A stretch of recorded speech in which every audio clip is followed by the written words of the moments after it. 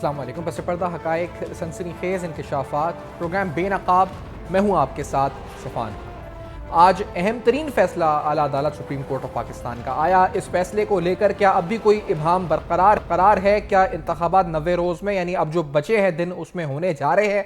क्या हुकूमत के पास कोई और रूम है इस वक्त कि इंतखाबात में कोई इल्तिवा हो सके या इंतखाबात की तारीख आगे बढ़ सके? जिस बहरान की तरफ हम निशानदेही कर रहे थे, सियासी, कानूनी, आईनी, माशी, क्या वो बहरान आज इस फैसले के बाद टल जाएगा? क्या इलेक्शन से मामलात हल हो जाएंगे? हम तमाम मसाइल का हल ढूंढ लेंगे? ये सारे सवाल प्रोग्राम में उठाते हैं। मेरे साथ जहांगीर जदून साहब, एडवोकेट जनरल इस्लामाबाद, प्रोग्राम में साथ मौजूद हैं। शुरुआत इन्हीं से करते हैं, आगाज। जहांगीर साहब, मैं फवाद चौधरी पहले कि आपको शॉर्ट सुनाना चाहता हूँ। उन्होंने तौहीन अदालत के हवाले से जो साबिका वज़ीर आज़म की मिसाल देते हुए कहा कि अगर मौजूदा हुकूमत अमल नहीं करती फैसले पे तो उनके साथ भी वही हो सकता है जो साबिका वज़ीर आज़म के साथ हुआ है। फवाद चौधरी साहब ने क्या कहा है, जरा सुना देते हैं फिर से।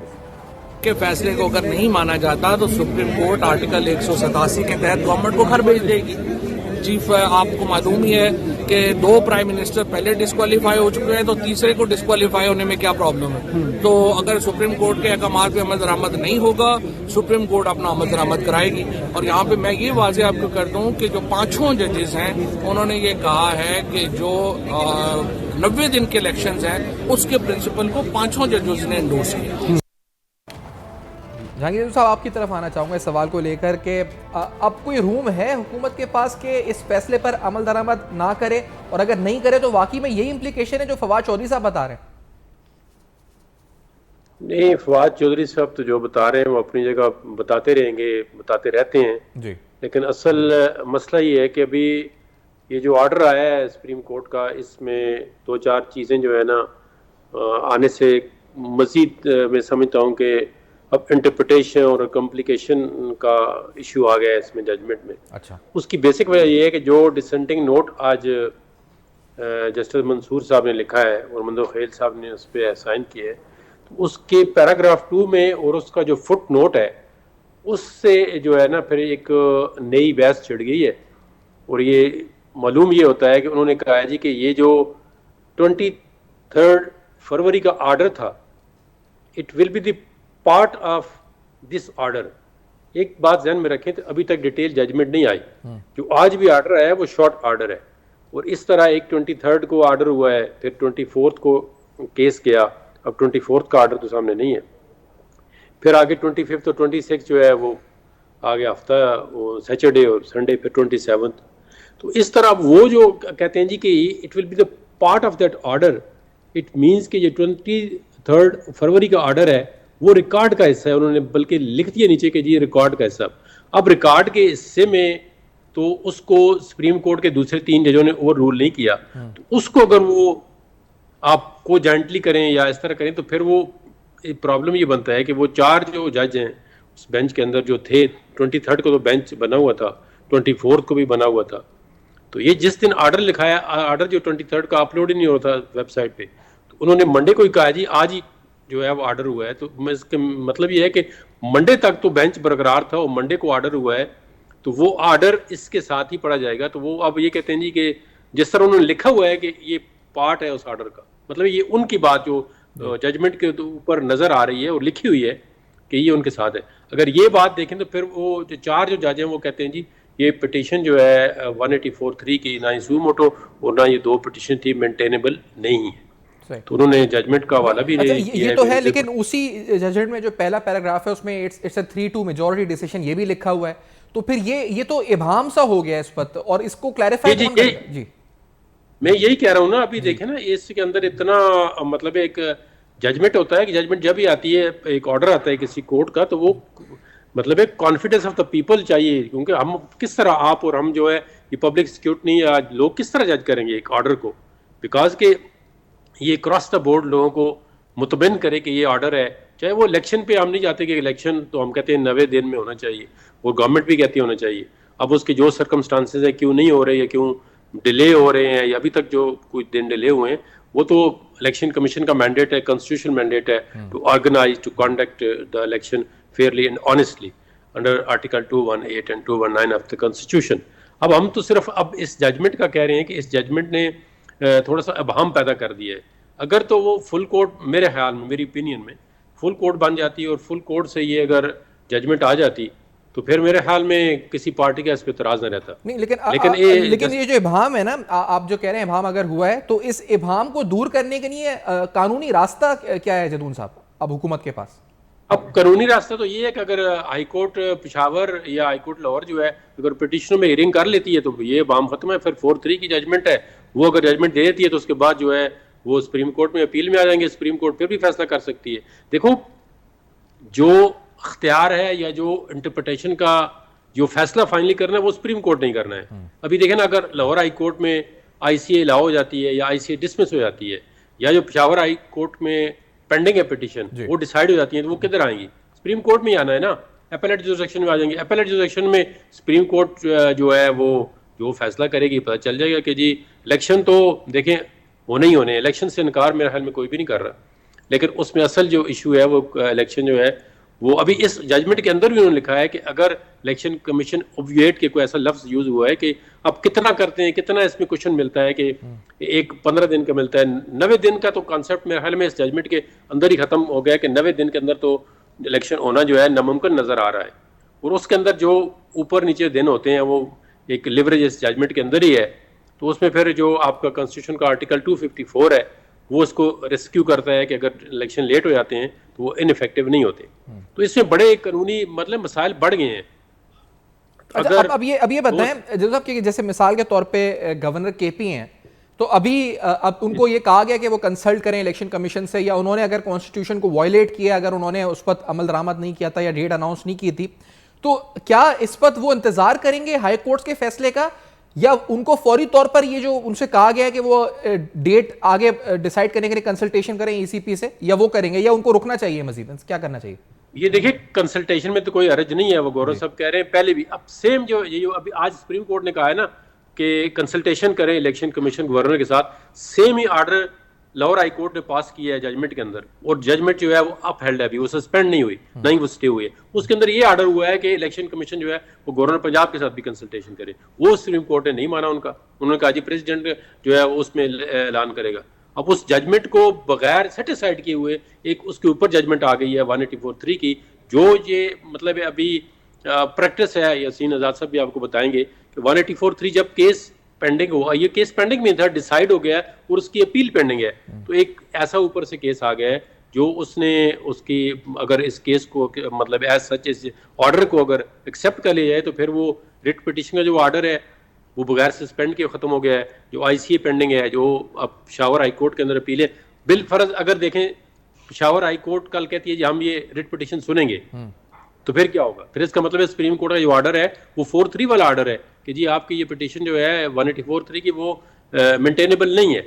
तो अभी इसमें आगे थोड़ा सा चल के पता चलेगा कि इसका क्या फेट होता है, लेकिन फिलहाल जो है इसने एक नई कंट्रोवर्सी को जन्म दिया है। लेकिन ये एक चीज और क्लियर करते जाएं, क्योंकि अगर इस फैसले में शुरू में ये लिखा है कि इट्स अ 3-2 मेजॉरिटी डिसीजन, और अगर इसका डिटेल ऑर्डर आता है तो डिटेल ऑर्डर के अंदर अगर आप ये कह रहे हैं कि तमाम जो डिसेंटिंग नोट्स हैं वो भी शामिल हो जाते हैं, तो फिर ये इसकी मेजॉरिटी जो आपका जो स्प्लिट है वो चेंज हो जाएगा, ये नंबर्स चेंज हो जाएंगे। लेकिन फिर ये शॉर्ट ऑर्डर में जो आज क्या होगा जी? वो देखे ना, अभी या तो वो 23 फरवरी का जो ऑर्डर है, ये इससे पहले जो भी ऑर्डर, आज भी एक ऑर्डर है 27 का या 1 मार्च का एक ऑर्डर है, डिटेल जजमेंट नहीं है, उनका शॉर्ट ऑर्डर है। या तो पिछले ऑर्डर को वो सुपरसीड करें, ये कहें जी 23 का कोई ऑर्डर है ही नहीं है। अब देखे ना, वो अपलोड ही नहीं हुआ था, उसके अंदर मसले बने हुए थे, इसलिए तो वो फौरन अपलोड नहीं हुआ। 23 का अगर ऑर्डर एग्जिस्ट कर रहा है तो आज जो 2 जज साहिबान है उन्होंने कहा जी ये ऑर्डर उसके साथ पढ़ा जाएगा और it will be the part of record, मतलब उस फाइल का हिस्सा है। अब उस फाइल के 4 जज जो कह रहे हैं उसी फाइल को, उसी जो पहले बेंच बना फिर 5 बना, और इस बेंच का रोस्टम भी नहीं आया था, अचानक ऑल ऑफ सडन बेंच बन गए, वो एक अलग कंट्रोवर्सी है। लेकिन तो अगर वो 4 जजों का फैसला एक फाइल पे मौजूद है और एक फाइल पे 3 जजों का मौजूद है, तो अब डिसेंटिंग जो है वो 4 जज हैं और फेवर में वो 3 जज हैं, तो फिर इसके लिए थोड़ा सा कॉम्प्लिकेशन बन गई है।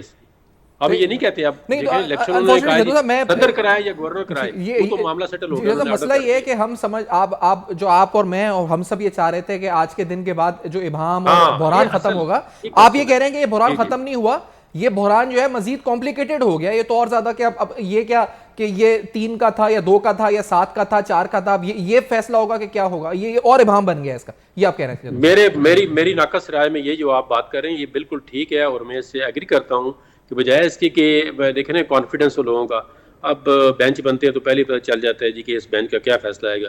ये देखें ना, जब 9 मेंबर बेंच बना है तो लोगों ने कहा जी ये बस एक जो जज साहब हैं उनका इधर उधर होगा, बाकी 4 तो ऑलरेडी 4 इधर हैं 4 उधर हैं। अब ये इस तरह की परसेप्शन जब एक सुप्रीम कोर्ट के बारे में बन जाए तो फिर इसमें तो हम क्या कह सकते हैं। अब एज वकील जो है हम खुद अगर इस सिस्टम और अच्छा, दूसरी तरफ जिसका मैंने आपको फवाद चौधरी साहब की बात सुनवाई थी, वो तो तौहीन अदालत की, वो चले मीडिया पे जो भी कह रहे हैं वो कहते रहते हैं, अक्सर उनकी स्टेटमेंट्स आती हैं या और लोगों की स्टेटमेंट्स आती हैं, लेकिन क्या इस पर अमल दरामद अगर नहीं होता तो तौहीन अदालत की तरफ कोई पिटीशन या तो आपको कहा जा सकता है कि हुकूमत तौहीन अदालत कर रही है, या इस तरफ आला अदालत नोटिस दे सकती है कि अदालत के फैसले की तौहीन हो रही है? जी, अब देखें गवर्नमेंट इस पे कुछ स्टांस लेगी, गवर्नमेंट इस पे स्टांस लेगी कि वो, अब गवर्नमेंट अगर ये स्टांस लेती है कि जी 4-3 का जजमेंट है और इसी को हमने फॉलो करना है, तो फिर तो कंप्लायंस का जवाब ही नहीं। गवर्नमेंट का अगर मैं वजीर कानून का मौक़िफ़ आपको सुनाता हूं, फिर इस पे आते हैं मजीद के वजीर कानून साहब ने जो कहा है। वजीर कानून का, मैं 1 सेकंड का मुझे दे दें, मैं 1 मिनट में सुना के आपके पास आ रहा हूँ क्या कहा है उन्होंने। लेट्स हियर दिस कि वजीर कानून साहब ने क्या कहा है, इनकी गुफ्तगू सुनते हैं। सर, कोई इलेक्शन से नहीं भाग रहा, ये एक आईनी पोजीशन थी जो कि आपने कहा आपके सामने रखना जरूरी थी। आज के इस फैसले पे हमारी जो ओपिनियन और राय ये है या तशरीह ये है हमारी कि ये 4-3 का फैसला है और मामला, और ये 4-3 की वजह से ये मामला अब हाई कोर्ट्स में डिसाइड होगा। तो एग्जैक्टली जनरल साहब, ये भी बात वही है कि मामला हाई कोर्ट्स में चला जाएगा, आप यही कह रहे हैं। तो हुकूमत का जो मुशावरती इजलास भी जारी है, तो उसके बाद आपके नजदीक बतौर कानूनदान क्या ऑप्शन है गवर्नमेंट के पास लीगली? नहीं, गवर्नमेंट ने आपको अपनी ऑप्शन दे दिए। मैंने पहले बात कर ली कि सपोज करें कि हाई कोर्ट पेशावर जो है वो पिटीशन को टेक अप कर लेती है और लोअर हाई कोर्ट नहीं करती, तो फिर एक और कंट्रोवर्सी, एक हाई कोर्ट क्या मान रही है फैसला जो है वो मतलब प्रिज्यूम कर लेगी कि जी 4-3 का फैसला है, और दूसरी अगर हाई कोर्ट इसको नहीं मानती तो ये तो एक अगेन आपने कॉन्स्टिट्यूशनल जो है ना वो क्राइसिस या कॉन्स्टिट्यूशनल कंट्रोवर्सी क्रिएट कर दी है। तो इसमें ये जो फैसला है ना, टू बी ऑनेस्ट, इसने कोई मामला सेटल नहीं किया मेरे ख्याल में, अब इसने मामले को और मजीद उलझा दिया है। ब्रेक के बाद यासीन आजाद साहब भी साथ हैं हमारे, तो मैं वापस आते हैं और उनकी राय भी जानते हैं। जदून साहब ये कह रहे हैं कि मामला मजीद जो है उलझ गया है बजाय सुलझने के, और ये अच्छी खबर नहीं है, लेकिन इस पर मजीद बात भी करते हैं। इस ब्रेक के बाद हमारे साथ।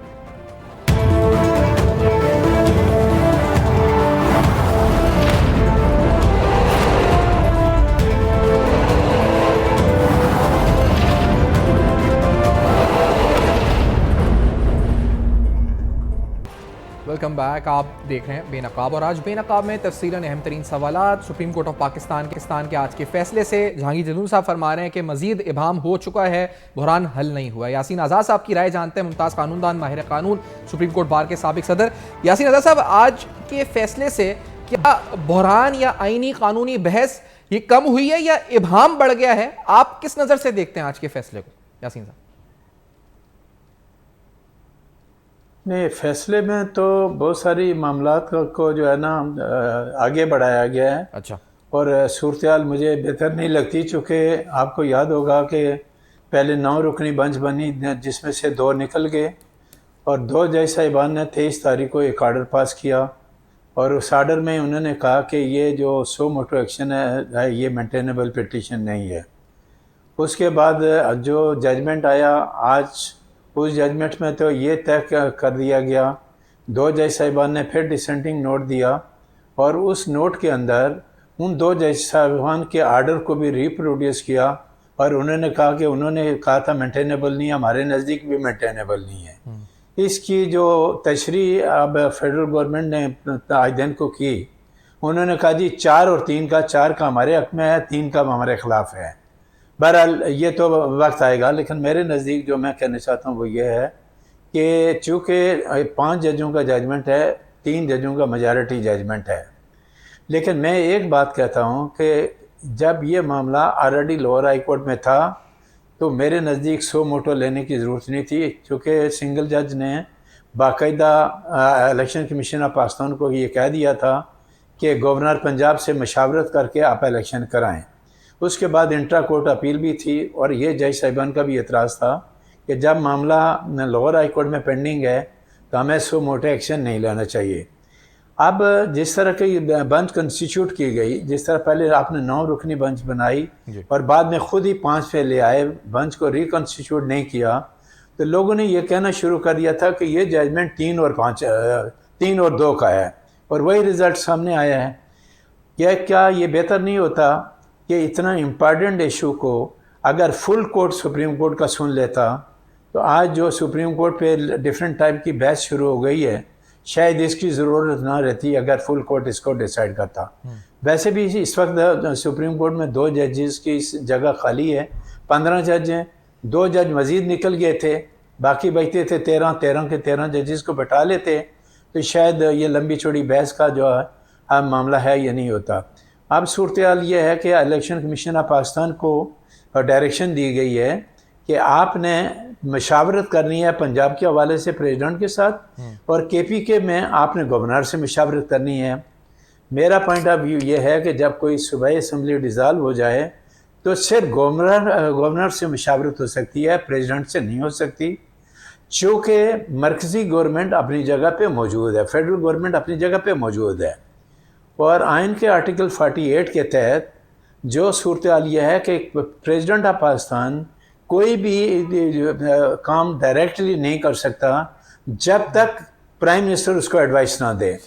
हाँ, अगर कौमी असम्बली को भी तोड़ दिया जाता और सूबाई असम्बलियों को भी तोड़ दिया जाता, तो ऐसी सूरत में प्रेसिडेंट ऑफ पाकिस्तान को पावर्स थी डेट देने की, लेकिन जब सूबाई असम्बलियों को तोड़ी गए तो आपने एक सूबे में तो प्रेसिडेंट को इख्तियार दे दिया, दूसरे सूबे में गवर्नर को दे दिया। ग्राउंड ये हो गया कि 48 घंटे में असम्बली डिज़ाल्व हो गई थी, गवर्नर ने कोई ऑर्डर नहीं किया, KPK वाले ने कहा जी मैंने डिज़ाल्व कर दी। तो ये एक नया पंडोरा बॉक्स किस्म का मेरे नज़दीक खुल रहा है, जिस पे आइंदा आने वाले हालात में जो सुप्रीम कोर्ट के अंदर एक किस्म के डिवीजन है और जज साहबान के दरमियान इख्तलाफात हैं, ये एक अजीब सी सूरत हाल पैदा हो गई है, जिससे मैं ये समझता हूँ कि अदलिया के इदारे की जो डिग्निटी है वो मजरू हो रही है। अच्छा यासीन साहब, ये बताइएगा कि आप बाइस तशवीश तो है, लेकिन आपने अभी जो कहा कि हुकूमत की इंटरप्रिटेशन ये है कि 4-3 वाला, और आप समझते हैं ये इंटरप्रिटेशन सही है? और अगर ये इबहम है तो ये डिटेल ऑर्डर आने के बाद ये इबहम दूर हो जाएगा, या और अगर हुकूमत समझती है कि 4-3 है, उनके तमाम वज़रा अगर ये बोल रहे हैं कि 4-3 है, तो फिर वो इस पर लीगली किस तरह परसू कर सकते हैं? ये उनकी सिर्फ स्टेटमेंट इंटरप्रिटेशन है या इसका कोई लीगल स्टैंडिंग है? जी सर,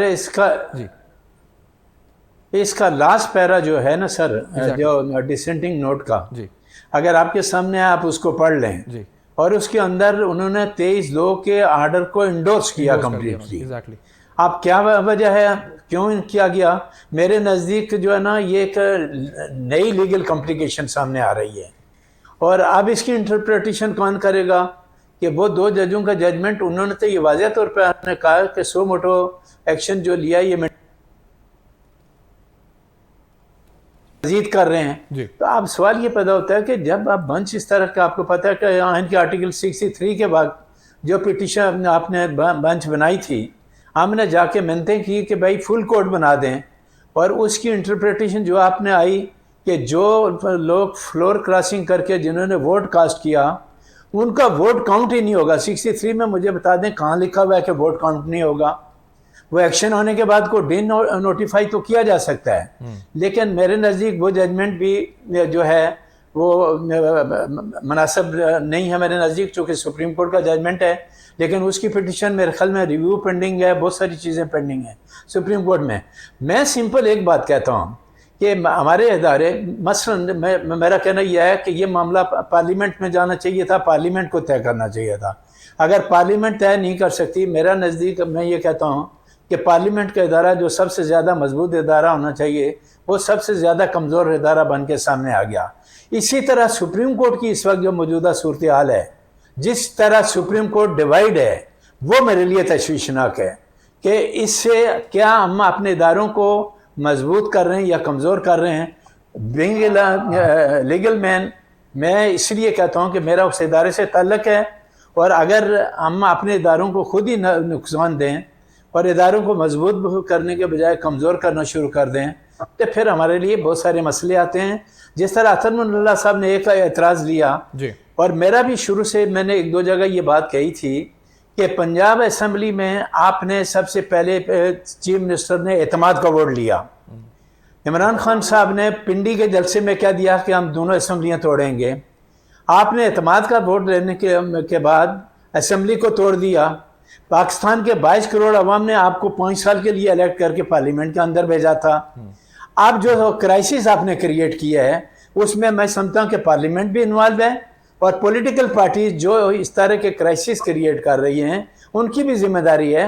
सियासतदान आपस में बैठकर मामला को तय करने के लिए तैयार नहीं है। हर मामला अदालत में ले जाते हैं, ये अनफॉर्चुनेट है यासीन साहब, लेकिन लोग उसको क्रिटिसाइज करते अभी भी हैं। सियासतदान ये कह रहे हैं, अभी भी मैंने फवाद चौधरी साहब की स्टेटमेंट सुनाई, वो और जहांगीर साहब का मौकिफ लिया, आपका भी मौकिफ लेना चाहूंगा। वो कह रहे हैं अगर आज के इस फैसले पे अमल दरामद नहीं होता तो ये तौहीन अदालत होगी और फिर ये जो वजीर आजम है इनके खिलाफ तौहीन अदालत की कार्रवाई बनती है अगर इस पे अमल नहीं होता। तो क्या अब हुकूमत के पास कोई स्पेस है कि इस पे अमल ना करे? सर जी, लीगल स्पेस। जी यासीन साहब। सर पहली बात यह है कि मैं अपने दोस्तों से ये कहूँगा कि आपको डायरेक्शन दी है वो इलेक्शन कमीशन ऑफ पाकिस्तान को दी गई है। फेडरल गवर्नमेंट ज़ाहिर उन जजमेंट को इम्प्लीमेंट करेगी, जो रिक्वायरमेंट है वो पूरी करेगी। Direction election commission of Pakistan को दी गई है। मशावरत वो करेंगे प्रेसिडेंट ऑफ पाकिस्तान से एक सूबे में और दूसरे सूबे में मशावरत करेंगे गवर्नर से। अब इलेक्शन कमीशन ऑफ पाकिस्तान मेरे नज़दीक तो 90 डेज में ये इलेक्शन मुमकिन नहीं है, क्योंकि 45 दिन गुजर गए, 45 दिन आप किए हैं। 45 दिनों के अंदर जो है इलेक्शन कमीशन के जो अपने रूल्स हैं उसमें 54 डेज देना ज़रूरी है। इलेक्शन बैलेट पेपर छपवाना, कैंडिडेट के लिए टाइम पीरियड देना, कैंडिडेट को आगे लेके चलना, उन कैंपेन चलाने के लिए टाइम देना, बहुत सारे मामला हैं। कल जिस तरह ऑनरेबल सुप्रीम कोर्ट में चीफ जस्टिस ऑफ पाकिस्तान ने खुद कहा कि कंटेनर खड़े हैं, हमारे पास डॉलर नहीं कि हम कंटेनर छोड़ा सकें। एक तरफ कहते हैं कि जी माशी सूरत हाल भी हमारी ख़राब है। तो अब मैं ये कहता हूँ कि ज़्यादा से ज़्यादा अगर इलेक्शन कमीशन ऑफ पाकिस्तान को पाबंद नहीं किया गया, लेकिन इलेक्शन कमीशन ऑफ पाकिस्तान कम अज़ कम मेरे ख्याल में इस इलेक्शन को 25 अप्रैल तक ले जा सकता है। 25 अप्रैल के बाद अगर ले जाएगा तो कंटेम्प्ट प्रोसीडिंग अगर आप करेंगे तो इलेक्शन कमीशन ऑफ पाकिस्तान के खिलाफ करेंगे, जिसको आपने डायरेक्शन दी है। सही डायरेक्शन और जिम्मेदारी किसकी है? इलेक्शन कमीशन ऑफ पाकिस्तान की जिम्मेदारी है। फ्री एंड फेयर इलेक्शन कौन कराएगा? इलेक्शन कमीशन ऑफ पाकिस्तान करेगा। लेकिन उसकी जो रिक्वायरमेंट है, क्या फ़ौज पाकिस्तान उनको फौज देने के लिए तैयार है इलेक्शन कराने के लिए? क्या अदलिया अपना स्टाफ देने के लिए तैयार है? ये बहुत सारी चीजें हैं। और क्या हुकूमत वज़ारत ख़ज़ाना पैसे देने को तैयार है? ये भी एक सवाल है। के पास जाएगा जी, वज़ारत ख़ज़ाना पैसे देने को तैयार है? हाँ बिल्कुल, वज़ारत ख़ज़ाना आपको पेमेंट देती है या नहीं देती? तो बहुत सारे हम जजमेंट देते वक्त जो पब्लिक की मुश्किलात हैं उसको नहीं देखते कि पाकिस्तान किस तरफ क्राइसिस में जा रहा है, तबाही और बर्बादी की तरफ जा रहे हैं, हमारे इदारे तबाह और बर्बाद हो रहे हैं और हम अपनी मर्जी के मामलात को लेकर चल रहे हैं। इससे मैं ये समझता हूँ कि पाकिस्तान के 22 करोड़ अवाम सफ़र करेंगे और बड़े लोग नहीं करेंगे, वो उनको तो कोई प्रॉब्लम नहीं है। अशराफिया को फर्क नहीं पड़ेगा। सफर गरीब अवाम। जदून साहब आपका पॉइंट ऑफ व्यू भी इसमें शामिल करना चाहूंगा कि आप भी कह रहे हैं इबाहम बढ़ गया, मजीद उलझ गया मामला सुलझने के बजाय। तो अब इसका रास्ता आपको बतौर कानूनदान और आपको पाकिस्तान के हालात पे नजर रखते हुए जहांगीर साहब क्या नजर आता है कि क्योंकि सियासतदान तो आपस में कोई हल निकाल नहीं रहे, मामला पार्लियामेंट में भी नहीं जा रहा, इमरान खान साहब बैठने को तैयार नहीं है, अदालत में गया तो वहां और इबाहम पैदा हो गया है, जिस तरह आप इंटरप्रेट कर रहे हैं, बता रहे हैं हमें। तो अब क्या हल क्या है फिर इस पूरी सूरत हाल का, जहांगीर साहब? अब इसमें देखें जी, एक तो जजमेंट इन फील्ड आ चुकी है, दूसरी पिटीशन जो है हाई कोर्ट पेशावर में और लाहौर में भी पेंडिंग है। तो अभी आने वाले दिनों में कुछ पता चलेगा कि इस पे अब इलेक्शन कमीशन को डायरेक्शन होगी है, वो कंसल्टेशन का प्रोसेस स्टार्ट करते हैं। तो वो कहते हैं जी हमें जो गवर्नमेंट है, अब इसमें देखें ना कानूनी और आईनी पेचीदगी पैदा हो गई है। एक तरफ आपने प्रेसिडेंट को कह दिया ये कि उसके पास अख्तियार है, अगर गवर्नर जो है वो कोई एक्ट जो है कॉन्स्टिट्यूशन के मुताबिक नहीं करता या वो ऑपरेशन ऑफ द लॉ कोई एक्ट खुद ब खुद हो जाता है, गवर्नर का उसमें इन्वॉल्वमेंट या डिसोल्यूशन में नहीं है, तो फिर प्रेसिडेंट करेगा। तो ये तो आर्टिकल 48 में उस अंदर आर्गूमेंट भी हुए हैं, कंप्लीट इस पे डिस्कशन हुई है कि जो कुछ ऐसे फंक्शन है जो एडमिनिस्ट्रेटिव फंक्शन है, वो जो है प्रेसिडेंट जो है advice of the prime minister under article 48 के बगैर नहीं कर सकता।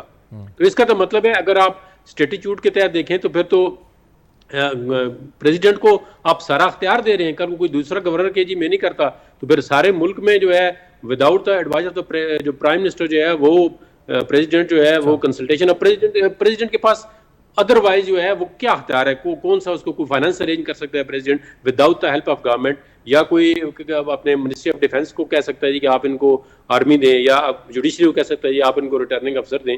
तो ये तो मेरे ख्याल में कोई प्रेसिडेंट का अख्तियार नहीं है। तो क्योंकि प्रेसिडेंट तो सारा जो पार्लियामेंट्री डेमोक्रेसी है या हमारा जो कॉन्स्टिट्यूशनल सेटअप है या कॉन्स्टिट्यूशनल फ्रेमवर्क है उसके अंदर तो president has to act on the advice of the prime minister and the governor has to act on the advice of the chief minister. Although there are some functions, quasi judicial function है जिसमें अगर appeal जो decide करनी है president ने तो वो independently कर सकता है, उसके साथ भी उन्होंने एक लीगल डिपार्टमेंट बड़ा बनाया हुआ है कि वो उसको एडवाइस करते हैं। तो इसमें आप देखें ना प्रेसिडेंट के तो आप इसका मतलब है कि ये तो एडमिनिस्ट्रेटिव है, ये कोई क्वासी जुडिशियल फंक्शन नहीं है कि आप इलेक्शन होल्ड कराएं। इलेक्शन होल्ड का मतलब है कि you put in all the machinery into together जी के अब इसमें फाइनेंस कहाँ से आएगा, सिक्योरिटी कौन प्रोवाइड करेगा, how the election will be you see fair transparent and honestly conducted कि लोगों का उस पर ट्रस्ट हो। एक पार्टी तो इलेक्शन कमीशन पे इतमाद नहीं करती, वो कहते हैं इस इलेक्शन कमीशन के जो है हमें तो इतमाद ही नहीं है, इलेक्शन कमीशन तो उनके साथ मिला हुआ है। तो अब इसमें ये मतलब है वो मिल बैठने को तैयार नहीं है। कोर्ट के अंदर एक क्वेश्चन उठा था, एक जज साहब ने मज़द फरमाया था कि आप आपस में मिल के ये बात तय कर लें कि 2 महीने आगे कर लें 2 महीने पीछे कर लें, मीनिंग देयर बाय कि 90 डेज के बाद भी इलेक्शन हो सकते हैं। तो उन्होंने दोनों ने कहा जी ठीक है हम बात करते हैं। बाद में उन्होंने कहा जी पार्टी का तो मैंडेट ही नहीं है डेट देना तो जो रेलेवेंट कॉन्स्टिट्यूशनल अथॉरिटी है उनका काम है। तो अभी लेट्स सी क्या होता है इसमें। अभी कोई डेफिनेटली कोई चीज इसमें अभी तक क्लियर नहीं है जो कह सके कि ये जो कंट्रोवर्सी और है रूम इसको जदू साहब रूम कितना है, जैसे अभी यासीन साहब फरमा रहे हैं कि मतलब एक मखसूस दिन तक इलेक्शन कमीशन भी खींच सकता है इसको, वरना उनके खिलाफ भी क्योंकि डायरेक्शन उनको दी गई है तो तौहीन अदालती कार्रवाई हो सकती है। तो कितना रूम है, कितना स्पेस आपको लगता है कि ये 90 से कितना दिन आगे हो सकता है? 45 दिन तो गुजर चुके हैं। इलेक्शन कमीशन तो एब्सोल्युटली कह देगा जी कि I am ready to hold the election, but जो इलेक्शन कमीशन जो है इटसेल्फ उसके पास कोई मॉनिटरिंग मतलब ऐसी कोई बिग मशीनरी नहीं है कि जो उसको अपने प्रिजाइडिंग ऑफिसर हो, अपने रिटर्निंग अफसर हो, अपना फाइनेंस हो, उसके पास बजट इतना हो, या जो बेल्टिंग पेपर है वो उसने खुद प्रिंट करने हैं, कहाँ से प्रिंट कराने हैं, उसकी सिक्योरिटी के क्या इश्यूज होंगे, उसका पेपर कौन सा यूज होगा, there are lot of things to have to be done. तो उसमें अगर इलेक्शन कमीशन तो ये सारी इंडिपेंडेंस होती कि वो सारे काम खुद कर लेता तो डेफिनेटली फिर वो इलेक्शन कमीशन को जो है कंटेम्प्ट ऑफ कोर्ट में आता। अब इलेक्शन कमीशन कहता है जी I am ready to hold the election. अब इलेक्शन कमीशन ने पहले डेट भी गवर्नर को खत लिखा कि 9 to 13 अप्रैल के अंदर we can hold the election. अब उसके अंदर जो आर्टिकल 218 है और 219 है उसके अंदर the prime responsibility of the election commission as a constitutional institution of the constitutional body to make the election fair and transparent and it should be conducted honestly and fairly। अब इन 4 चीजों को election commission किस तरह implement करेगा कि election, क्योंकि election को फिर रिजल्ट को इनको मानना भी पड़ेगा ना। तो अगर एक पार्टी जो है वो हार जाती है तो कहेंगे जी इलेक्शन फेयर ही नहीं है, फलाना सिस्टम बैठ गया, फलाना बैठ गया। तो उस सारे मैकेनिज्म को सिक्योर करने के लिए इलेक्शन कमीशन जब तक ये इंश्योर नहीं कर लेगा कि मैं इलेक्शन ऑनेस्टली फेयरली करा सकता हूं, उस वक्त तक इलेक्शन कमीशन जो है वो जाके कह देगा जी कि मैं तो आई एम रेडी, मेरे पास फाइनेंस नहीं है या मेरे पास ये जो सिक्योरिटी है आर्मी वाले नहीं दे रहे, तो फिर उससे प्रॉब्लम आ जाएगी। लेकिन अनफॉर्चुनेटली मैं जो आप दोनों की गुफ्तगू सुन रहा हूँ इससे तो मजीद जो कहते हैं ना कि तशवीश बढ़ रही है कि आगे क्या होने जा रहा है और अनसर्टिनिटी प्रिवेल कर रही है। और ये उस वक्त हो रही है जब पाकिस्तान की मईशत और उसकी सिमत, उसका तायुन, यानी हमें नहीं पता कि आगे कितने दिन का इंपोर्ट कवर है, IMF प्रोग्राम के लिए हम इस वक्त फंसे हुए हैं, स्टाफ लेवल एग्रीमेंट नहीं हो रहा है, ये सब कुछ उस वक्त हो रहा है जब पाकिस्तान की माशी सूरत हाल इंतहाई गमगीन है। आफ्टर दिस ब्रेक कुछ और अहम सवालात उठाएंगे, हमारे साथ रहिए।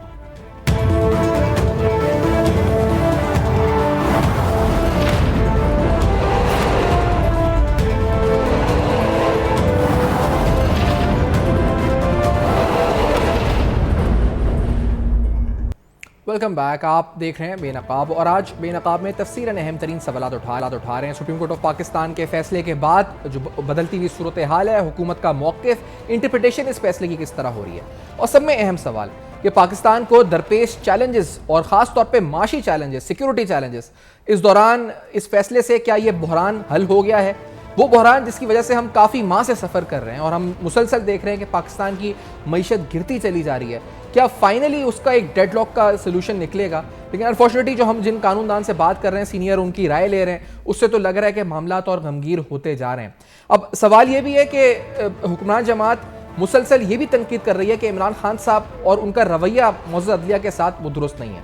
उनकी अदालत में जो पेशियाँ हुई हैं, उन पेशियों को देखा जाए तो वो लगत के ऊपर उन्होंने हलड़बाजी भी की है, हमला करने की कोशिश की है और ये कि अपने प्रेशराइज करके अपना मनपसंद फैसला लेने की कोशिश की है। वफाकी वज़ीर दाखिला भी इस बारे में कुछ कह रहे थे। लेट्स हियर उन्होंने क्या कहा। जो जुडिशरी के ऊपर वार किया है वो इंतहाई अफसोसनाक और काबिल मजम्मत है। 250-300 या 400 बंदों को इकट्ठा करना ये कोई इतनी बड़ी बात नहीं है। किसी भी जमात का सरबराह, जो बड़ी जमातें हैं, मैं समझता हूँ जो छोटी जमातें हैं वो भी 400-500 बंदा अगर किसी ख़ास मकसद के तहत इकट्ठा करना चाहें तो ये कोई मुश्किल काम नहीं है।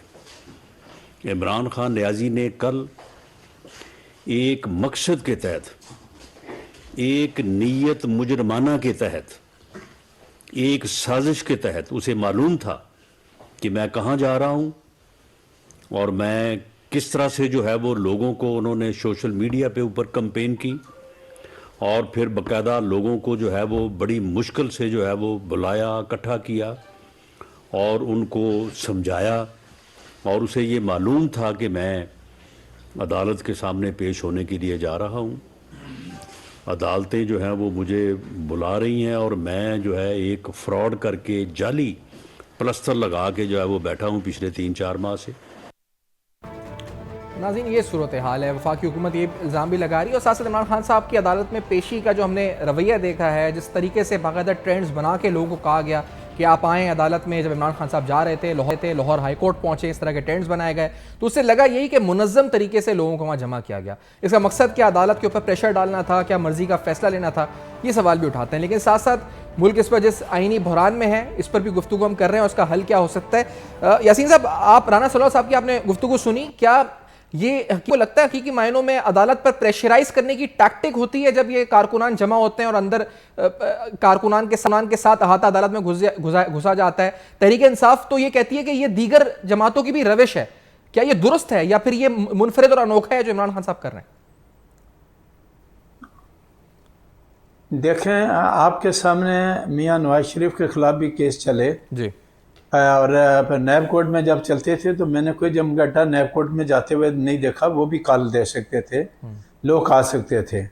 अदलिया की डिग्निटी, अगर हमारे ये सियासी लीडरान अगर उसको रिस्पेक्ट नहीं देते तो तरीक़ाकार तो ये होना चाहिए था कि जब आप अदालत में कोर्ट अटेंड करने के लिए जाते हैं तो अपने वर्कर को खुद कहें कि मैं अदालत में जा रहा हूँ, यहाँ जुलूस लेके आने की ज़रूरत नहीं है। ये जो कुछ लोअर हाई कोर्ट में हुआ, जिस तरह जज साहिबान रात के 8 बजे तक वेट करते रहे, जो कुछ इस्लामाबाद में हुआ, मैंने अपनी 45 साल की वकालत में पहली दफ़ा ये सिलसिला देखा है सर, जिसके लिए मुझे दुख होता है कि हमारे इदारे जो है हम खुद उनको तबाह बर्बाद करने पे तुले हुए हैं। हमारे यहाँ सियासतदानों ने अपनी अना को सबसे ज़्यादा इम्पॉर्टेंस दी है, मुल्क की बका की बात वो नहीं कर रहे। हालांकि मुल्क के जो इस वक्त सूरत हाल है उनको मुल्क की बका की बात करनी चाहिए थी। आपस में बैठ के पाकिस्तान के 22 करोड़ आवाम को क्राइसिस से निकालना चाहिए था। लेकिन दुख की बात यह है कि कोई भी मामला, स्पेशली इमरान खान साहब किसी के साथ बैठने के लिए तैयार नहीं है, क्योंकि उनके जी यासीन साहब, आप तक आवाज़ आ रही है? सियासतदान, अच्छा जी, आ रही जी, प्लीज़ जी यासीन साहब कंटिन्यू करें प्लीज़। तो उनको उनकी ये जिम्मेदारी बनती है कि पार्टी वर्कर्स को कहें कि आप यहाँ तक आएँ, इससे आगे नहीं आएंगे। हमने ज़िंदगी में एक से एक मूवमेंट, PNA की मूवमेंट भी देखी, MRD की मूवमेंट भी देखी, बुकरा की मूवमेंट भी देखी, लेकिन जो कुछ आजकल हो रहा है, ये पिछले 3-4 साल से जो सियासी रवायात पाकिस्तान के अंदर कायम की जा रही हैं, मैं ये समझता हूँ कि ये हमें तबाही व बर्बादी की तरफ लेके जा रहे हैं। और इस सिलसिले को कंट्रोल करने की जिम्मेदारी किसकी है? हमारे इदारों की है, जिनमें लोग जाते हैं, इदारों का फर्ज बनता है कि वो उनको रोके कि भाई ये सिला नहीं होनी चाहिए। आप इस्लामाबाद हाई कोर्ट को देखें, वहाँ किस तरह से जाते हैं, लाहौर हाई कोर्ट में कैसे जाते हैं, डिस्ट्रिक्ट कोर्ट में कैसे जाते हैं। पहले एक सेशन जज को किस तरह से आपने धमकी दी, फिर आपने जाके जो ड्रामाबाजी की वो सारा का सारा आपके सामने है। तो मैं ये समझता हूँ कि हमें कोर्टों की रिस्पेक्ट करनी चाहिए, उनके डिग्निटी को मेंटेन करना चाहिए, तब जाके सिला चलेगा, वरना नहीं चलेगा। सही है। दूसरी एक बात जो मैं ये बीच में गड़बड़ दूसरी एक बात जो मैं कहना चाहता था कि सदर पाकिस्तान का जहाँ तक ताल्लुक है, अगर कौमी असम्बली और सूबाई असम्बलियाँ डिज़ाल्व हो जाएं तो फिर सदर डेट देने का मजाज है। लेकिन फेडरल का, जिस तरह मेरे एक दूसरे दोस्त ने कहा कि सदर पाबंद है प्राइम मिनिस्टर की एडवाइस का, फेडरल गवर्नमेंट अपनी जगह एग्जिस्ट करती है। लिहाजा यहाँ जो आपने इख्तियारात प्रेसिडेंट को दिए हैं वो एक किस्म का जो हमारा 73 का आइन है उससे हटकर आप कोशिश कर रहे हैं। इससे पहले जिस तरह 63 का फैसला किया, वो लीगल कॉम्प्लिकेशन अपनी जगह पे मौजूद है। आपने बाज लोगों को लाइफ के लिए डिस्क्वालीफाई किया, आइन इस बात की इजाजत नहीं देता। तो बहुत सारे मामलात हैं जो अच्छा, मैं एक सवाल और यासीन साहब मैं आपसे पूछना चाहूंगा, लेकिन पहले मैं आपको मौक़िफ़ सुनाना चाहूंगा। अटॉर्नी जनरल ने इस बारे में जो कहा था, आज उनकी भी गुफ्तगू हुई थी, वजीर कानून ने भी गुफ्तगू की थी। अटॉर्नी जनरल ने क्या कहा था, जरा सुनते, फिर इस पर सवाल उठाते हैं। इस केस के रिकॉर्ड में 5 नहीं 7 मोअज़्ज़ज़ जज साहिबान के फैसले मौजूद हैं। उसमें से 2 मोअज़्ज़ज़ जज साहिबान ने 23/2 को इन पिटिशन्स को डिसमिस किया। आज 2 मोअज़्ज़ज़ जज साहिबान ने फिर पिटिशन को डिसमिस किया, तो 4 मोअज़्ज़ज़ जज साहिबान ने पिटिशन को डिसमिस किया, 3 मोअज़्ज़ज़ जज साहिबान ने पिटिशन को मेंटेनेबल करार दिया। ये सूरत हाल है and this is the situation. अब आगे इस पर जो भी प्रोसीड होती है। तो आप अभी गुफ्तगू सुन रहे हैं यासीन आज़ाद साहब की, और साथ साथ आपने जहांगीर जन्नू साहब की गुफ्तगू सुनी। अब्दुल कयूम सिद्दीकी साहब सीनियर सहाफ़ी हैं, प्रोग्राम में साथ मौजूद हैं। कयूम सिद्दीकी साहब, सालों का आपका तजुर्बा है, आपने अदालती फ़ैसले, अदालती मामलात देखे हैं, गहरी नज़र से रखते हैं इन मामलात के ऊपर। आज ये इबाम जो हुआ है पैदा इस फैसले के बाद, कि हुकूमत तो कह रही है कि ये फैसला नहीं था 3-2 का, ये तो 4-3 का फैसला है, और क्या हुकूमत के पास कानूनी तौर पर भी कोई रास्ता है इस बात को आगे लेकर बढ़ने के लिए, या इलेक्शंस में किसी तरह का इसको इलेक्शंस को 90 दिन में ना हो, इस हवाले से इसको कोई हिकमत अमली हुकूमत अपना सकती है, आपको लगता है? देखिए, हुकूमत क्या हिकमत अमली अपनाती है ये तो हुकूमत ने देखना है। और ये जो ऑर्डर आया है इसमें हुकूमत के खिलाफ ना तो कोई ऑब्जर्वेशन है ना कोई डायरेक्शन है। तो मेरा नहीं ख्याल है कि इस हवाले से हुकूमत को कोई इस फैसले के ऊपर कोई नजरसानी करने की जरूरत है। सही फैसला जो है वो बिल्कुल, इसमें जो मेरा अदालती तजर्बा है और जिस तरह से जस्टिस काजी फाइज ईसा के केस के अंदर बेंचेस बने थे, बेंचेस जो है उनमें से जजेस उठे थे, और उस हवाले से जस्टिस काजी फाइज ईसा के केस में ही जब रिव्यू के अंदर जजेस को बैठने की बात हुई तो एक बड़ी तफसीली बेंचेस की तश्कील और उसके अंदर जजेस के बैठने के हवाले से एक तफसीली फैसला जो है आ चुका है। और उन फैसलों की जो अदालती फैसले उनकी रेशोज को देखा जाए तो जो आज का फैसला है ये दरअसल 3 या 2 जज साहिबान का नहीं बल्कि ये 4 और 3 जज साहिबान का फैसला है, क्योंकि 2 जज साहिबान कुछ फैसला किए बगैर ही इस बेंच से उठ गए थे, जबकि 7 जज साहिबान जो हैं वो इस बेंच में शामिल थे। तो और ये बाकायदा तौर के ऊपर वाज़ेह भी होता है जो नोट आए हैं उसमें। तो इस तरह ये 4-3 का फैसला है। और इस फैसले को देखा जाए तो ऐसी सूरत में आज खुद नोटिस और जो केपी स्पीकर पंजाब असेंबली और केपी असेंबली के स्पीकर की जो आईनी दरखास्तें वो मुस्तरद होती हैं।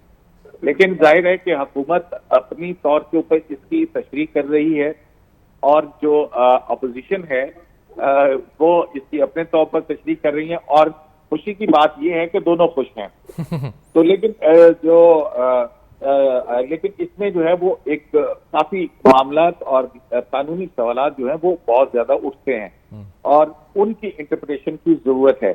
अब अगर नहीं तो ये जो सवालात उठते हैं ये कयूम साहब, ये सवालात क्या इसका डिटेल ऑर्डर आने के बाद हल हो जाएंगे, या ये सवालात जो हैं इब्हाम जो है इसको दूर करने के लिए क्या करना पड़ेगा? क्योंकि हम समझ रहे थे इससे बहरान हल हो जाएगा आज के फैसले से, ये तो और